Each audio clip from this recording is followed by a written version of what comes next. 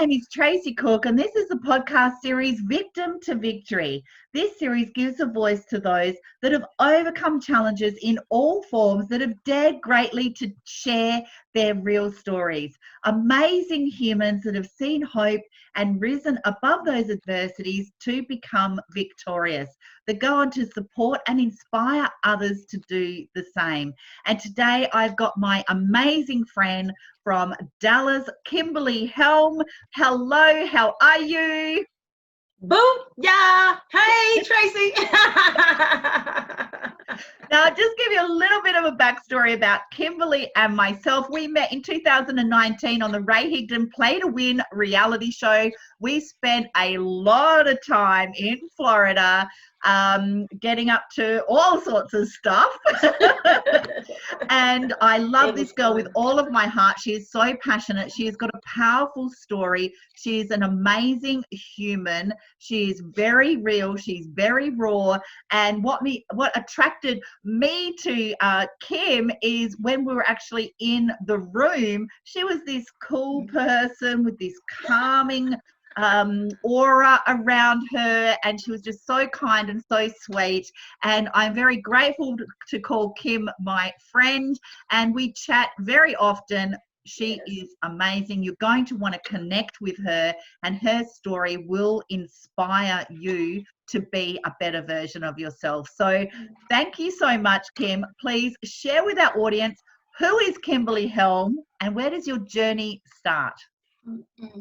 Well, my journey starts about over 50 years ago. No, I'm just kidding. But I'm gonna say when I was born.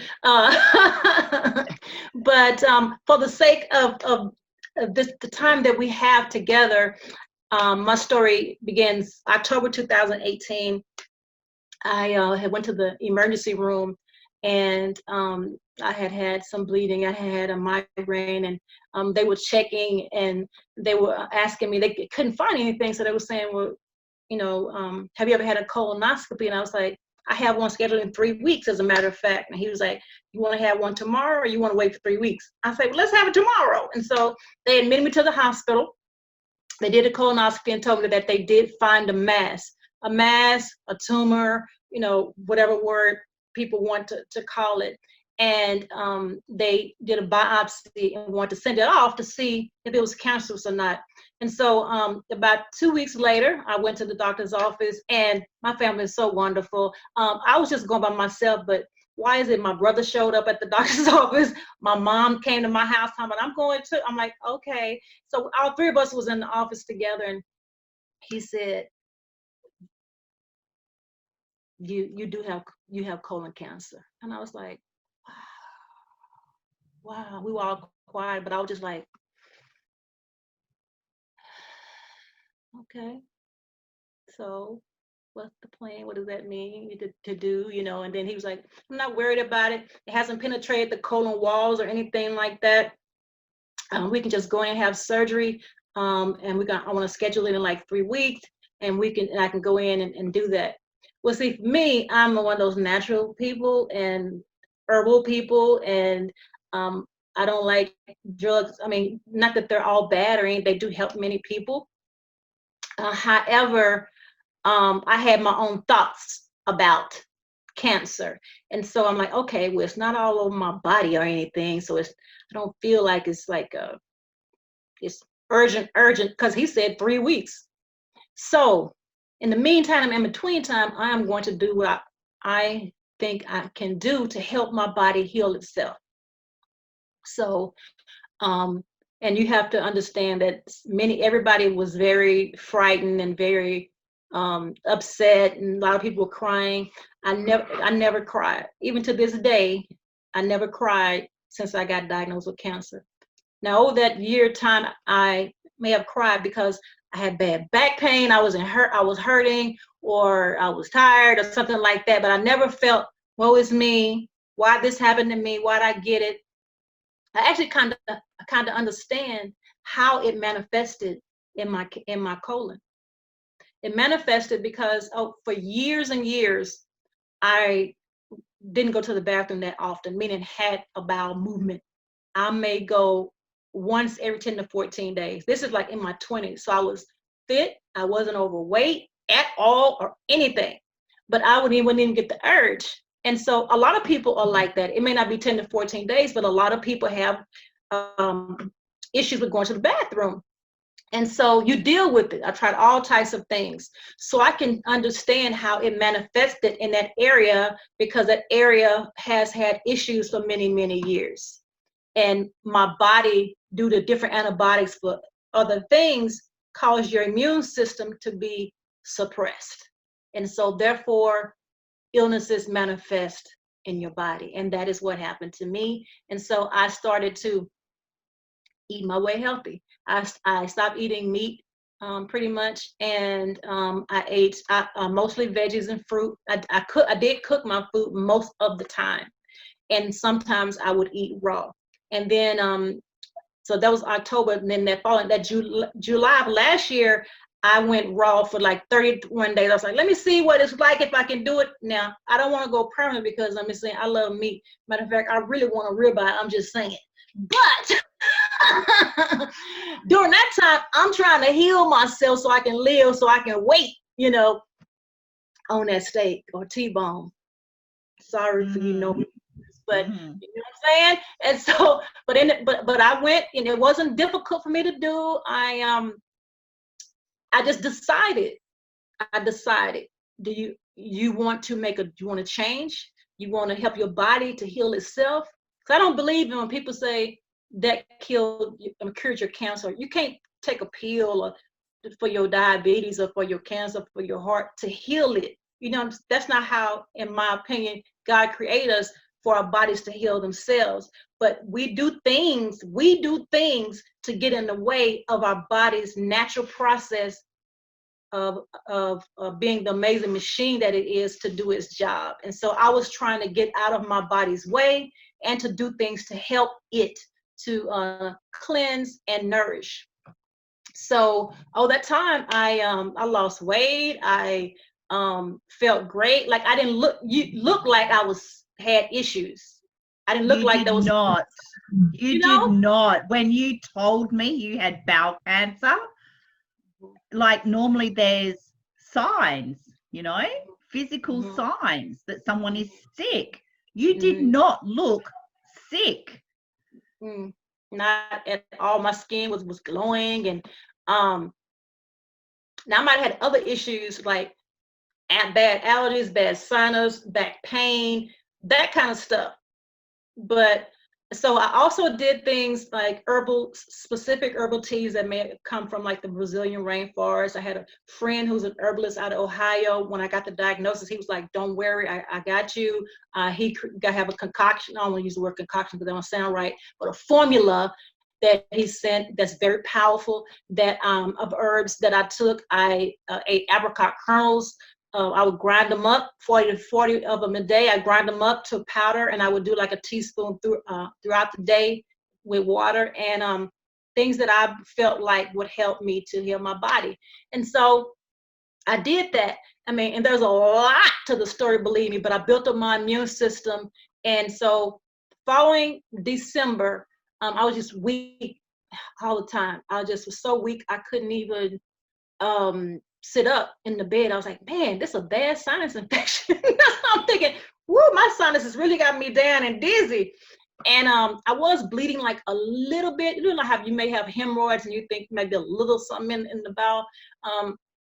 But I wasn't really concerned about that because I knew, because I felt by then the cancer was gone, but the tumor was still there.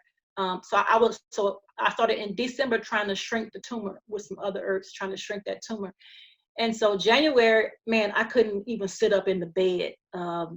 It was horrible. And then I started bleeding more. And so I was eating beets, because I love to eat beets. I was eating beets. And then so I'll go to the bathroom, like, is that beets or is that blood? I just didn't know, So I said, let me stop eating the beets so I could tell. But that next day, my daughter had just left like at 1 a.m. to go to the out of town, and about 5 a.m. I went to the bathroom and blood just came out of me, and then I was weak. I couldn't sit on the toilet. I passed out, And so I'm gonna fast forward through this, but I went to the hospital. You know, I looked horrible. I lost a lot of blood, and I don't do blood transfusions. And so they were like, okay, so they sent to another hospital, and I was in ICU. And then, long story short, 2 weeks later, while I was in the hospital, I hadn't bled, but I started bleeding. And I bled so much that the nurse was like, if you bleed one more time, that is it. You're not gonna make it. So in their opinion, because in 90 minutes, they had to bring the bedpan 3 times. And that's a lot. And I don't usually go to the bathroom that often like that. And it wasn't really like bowel movement, it was, bleeding.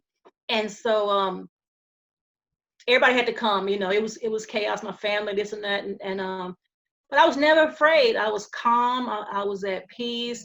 When they said, and I said, this is it? I'm laying in the bed like, this is it? And she was like, yeah, I mean, unless you do blood transfusion or platelets. And I said, well, I'm not doing that.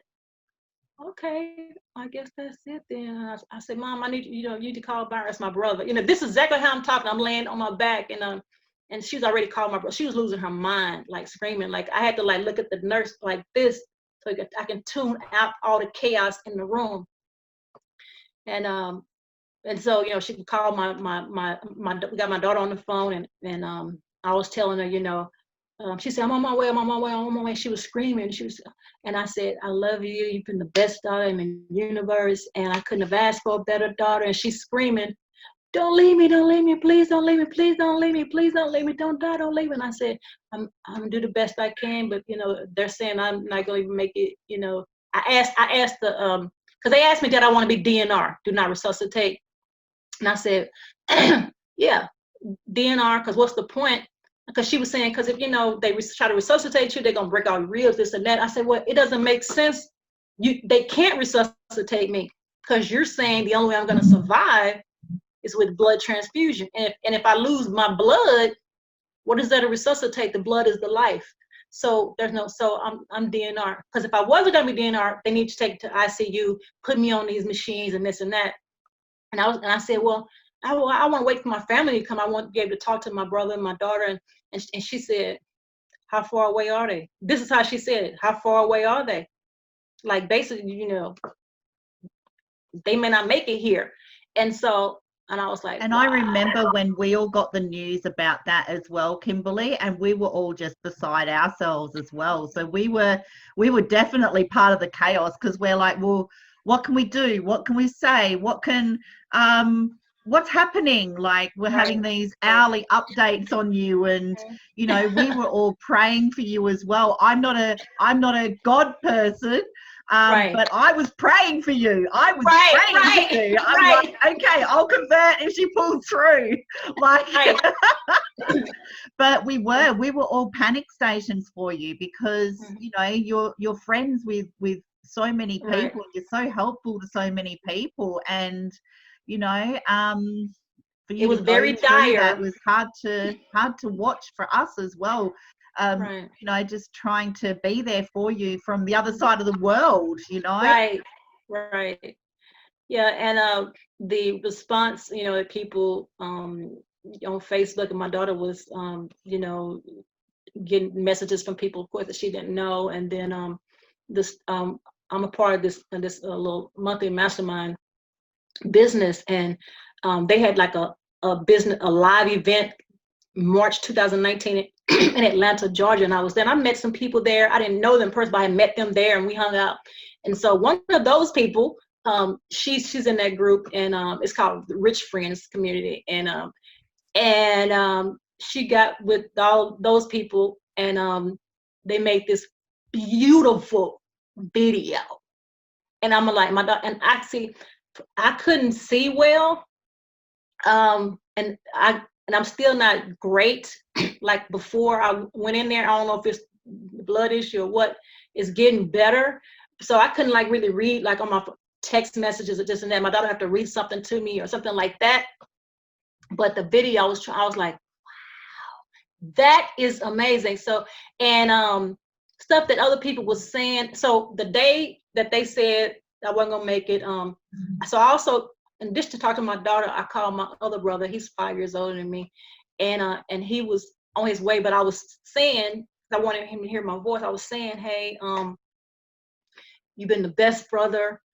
I couldn't have asked another brother. And he was like, I'm on my way. I'm in the car. And I said, but I just want, they say, I don't know if you'll make it, and so I just want you to, want to tell you, how much I love you and yada, yada, yada. And then my oldest brother had just left the night before. Him and his family had drove to New Orleans, Louisiana to visit her family. That's an 8-hour drive or 9-hour drive or something like that. And so I called him too. And this brother, he used to always feel like he was the weak link, even though he was the oldest. He would feel like he was the weakest link because we're like really strong, and he was like not weak, but just still different. And he's extremely smart, but just he just didn't have direction maybe. And I told him, I said, I know you think you were the weakest link, but you're not. You're a beautiful human, and I love you, and you've been the greatest brother, and yada yada. And so then my friends, some of my best friends, and then a few of my closest friends who I hadn't seen in a long time, but when they heard, they came to ICU. They was out at the hospital when I was barely breathing in the ICU. It was a horrible experience, not the hospital, but I just couldn't breathe and I couldn't get comfortable. And so people would try to rub me to soothe me to calm me. My friend who owns a spa here in Dallas, she came up there to massage me a few times, and because my back was hurting, because I was in there from January through March. And so anyway, so it was packed. My brother was like, how all these people get out here before me? How they even know? But it was packed. A lot of the people I did not know, and I couldn't see. I never saw anything. But in my room, there were plenty of people, friends, family of the family and stuff like that. And so what happened was, time went by. I made it through the afternoon, and then I woke up the next day, still weak, and then one of the doctors came in, and she pulled a chair up beside my bed. She was so sweet. She's part of the oncology team, and so then my family came, running in. They all wanted to hear what the doctor has to say, and she said, I just want to say you're a miracle, and I just want to know, what have you been doing this last year? What did you do? And I told her different things herbs and things that I took. And she says, we deal with people with cancer. And some people always want to know an alternative way. And I just want to know, what did you do? This one, I was like, and I proceeded to tell her the different things that I did. And she said, it's amazing that, so my blood was so low, I maybe had a quart of blood in my body that you need to survive. And I haven't had a bleed. So the bleed didn't get stopped up. She said, if I bleed one more time, that's it. I have never bled since. You hear me? I'm so pleased. Never bled since. And so you have come so far, even just since March. Like, yes, it's and then so see, they couldn't do surgery on me or anything because I didn't have enough blood. I may bleed out or whatever. They realized that the platelets wasn't an issue. Now the platelets are what you need to clot the blood. So then they realized, okay, although it was low, it was rising, and it was like, okay, you don't have a platelet issue. It's just that you lost so much blood. That's why that was low. But the blood volume was the problem. I need to be at a certain level, just minimally, before he even do the colonoscopy to go in and see what a bleed is. Now you can assume that the tumor is causing the bleed. He said, but if I go in and remove that tumor and then bring you back up here and you bleed out, that's not good. I said, obviously, he said, so I need to go in and see what's really happening. Is that causing the bleed? Where is it? And then the next day, I'm going to go in and do the surgery. And so what they do is, they cut your colon. He cut like 18 inches off. And then a lot of people get their colon reattached. They didn't reattach mine because my body has been through too much of a trauma. And I would have to have like a 9 or more hour surgery. That's too long, too much of a risk that I may bleed out or whatever the case may be. And so I have to go back 4 to 6 months, and then they'll reattach. And I say, I'd rather wear a colostomy bag than be in a body bag. You know what I'm saying? So, Kimberly, you have been through so much. It worked out, and I wear this colostomy bag. It's not a big deal for me. I don't want to have it forever, but you know what I'm saying?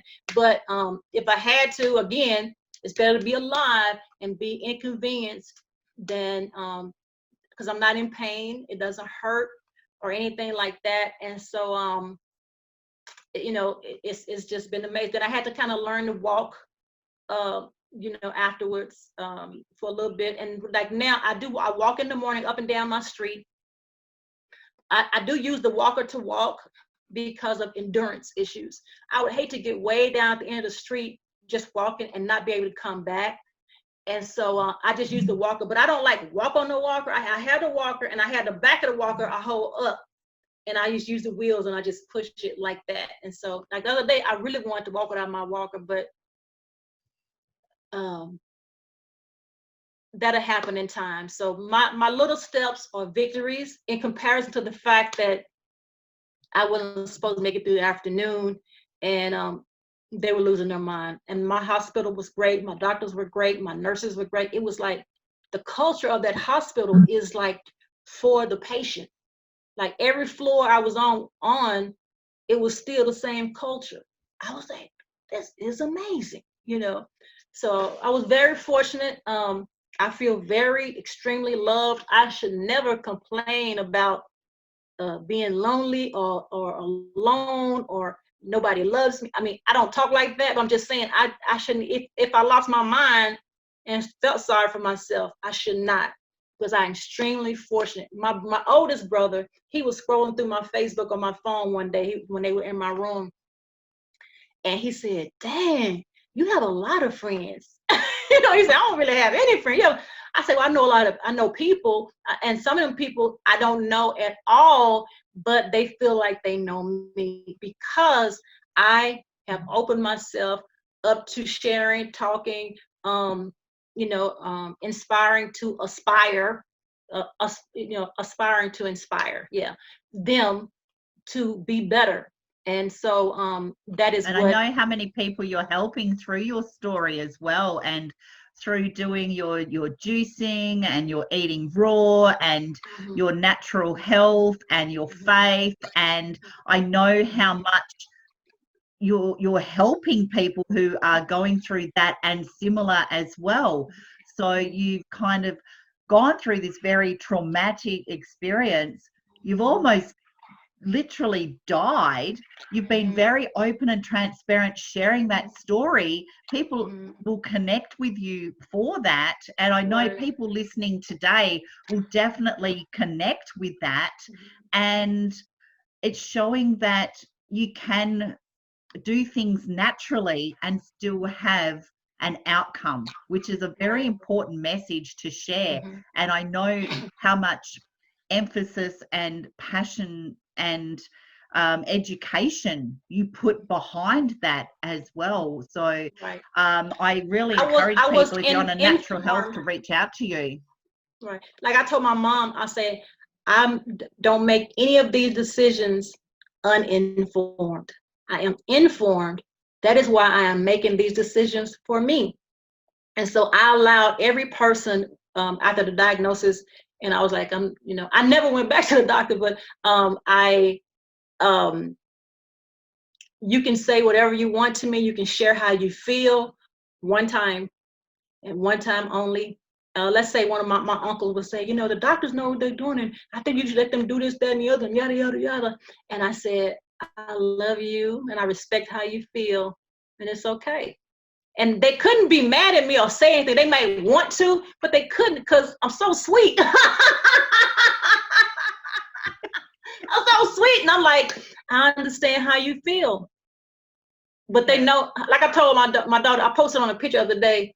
It's a picture of me as a baby, and I didn't like to smile when I was younger. Because I felt like pictures were fake. Like, you 10 months, is that what you really think? But anyway, so they tried to get me to smile, and I wouldn't. So I said, I guess I was stubbornly nice back then too. So I'm stubbornly nice, and so And so I know that was hard on my daughter because she supported me in whatever decision I made, but it still was hard on her because she had fear. It's like, so they want to have the same faith as me. I said, do some research, I can give you some stuff or whatever. Let's just be patient. And because I remained calm and didn't let fear overtake me, that helped. And when the day that they said I was going to die, I was calm and at peace. Now, when you have fear, you go into flight or fright mode, and that caused your body to go into chaos. I did not. I remained calm no matter what they said. And I think that helped my body too in that situation on that day. A lot of mindset. A lot of mindset, definitely. And I know how invested you are with your mindset practices as well, because when we master our mindset, we master our health, don't we? You master everything. When you master your mind, you master everything, because even your heart has to be mastered by your mind, because your thoughts determine your feelings. So, so it's been an amazing ride, and like I said, I called my other friends too on that day. Like I had my daughter, she's crying, tears rolling down, but she's on the phone, going through my phone, dialing specific people. And then like one of my best friends in Atlanta, I was like, I could barely talk. I was like, hey, and then she's like, what you doing? Calling me, because I wasn't talking to anybody while I was in the hospital 2 weeks. And I said, listen, this is it. And she's like, what you mean? I said, they say this is it. And she says, is that you saying it, or that the doctor? And I said, listen. And then she just started crying. I said, I just want you to hear my voice. I didn't want you to like them. You hear Kim died, and then you didn't hear me, and then you be like, oh my God, just talk to her one more time, whatever. So this is it. And you can say whatever you want to say, And then I called a few more people with the same thing, saying, I just want you to hear my voice. And I just want to thank you, yada, yada, yada. And but to have the frame of mind to even do that is crazy to me. I mean, not crazy, but until you're in that situation, Kim, right? Until you're in that situation, you don't know whether you're going to go into flight or fight. You don't know whether you're going to be calm. You don't know if you're going to just go through and get your house in order. And because you were at peace with yourself and you'd accepted your journey, I think that probably helped heal you a lot. I really do. Oh, so with the heal, I want to get this part. So when I went to the ambulance came, they were like, well, you want to go to this hospital? And I said, that's cool. But that hospital called her back and said, no, don't bring her here because we don't have a gastric, whatever the person they needed because of the cancer. And that's the hospital I actually was diagnosed at. So they took me to this other hospital, and that hospital, they were like, well, ain't no we can really do. But they did scans and everything. And so the doctor came in, he was like, I don't understand. You haven't been back to the doctor. So they called the people who had diagnosed me and this and that. And they said, they diagnosed you. I told 2018, they said you never came back, blah, blah, blah, blah. And I said, no, I didn't. And then I was healing myself. And then he said, I don't understand how the cancer hasn't spread. Because of the scan they did, they couldn't find it. I said, I don't understand how it hasn't spread. So then they sent me to another hospital, and which was a blessing. The best thing happened to me because I had a oncologist and a hematologist. He was both of those. He's a specialist. He's like top dog, and he took care of me. And so that's another story I'm not going into. But what was my point? Oh, so they did PET scan. They did ultrasound where they go over every, or they want to run that thing over every organ. They want to look at every organ in my body, and can't find nothing. You do a PET scan and don't light up. And so he came to my room one day and he said, we did a colon cancer measure test. It's a blood test that you do. But I'm sure every cancer has one, but it's one that they use to measure colon cancer. He said, well, it came back normal, but I mean, that don't mean you don't have it though. And I'm like, dude, I'm not going to argue with you. I'm not going to say anything. He wasn't being mean, but they didn't know me and they knew that I had been to the doctor, and they're like, she should have cancer all over her body. And I know it ain't showing that she don't have cancer, but she has to have cancer because and we haven't done anything to get rid of it. That's how they saw it. And so I loved him. He was great. He was funny. He took care of me. He came to see me like every day up until I was building my blood up. And in the end, he never got to really make money off me. I ain't trying not to be funny, but because he was like, as soon as you had that surgery, we can get to work on that cancer.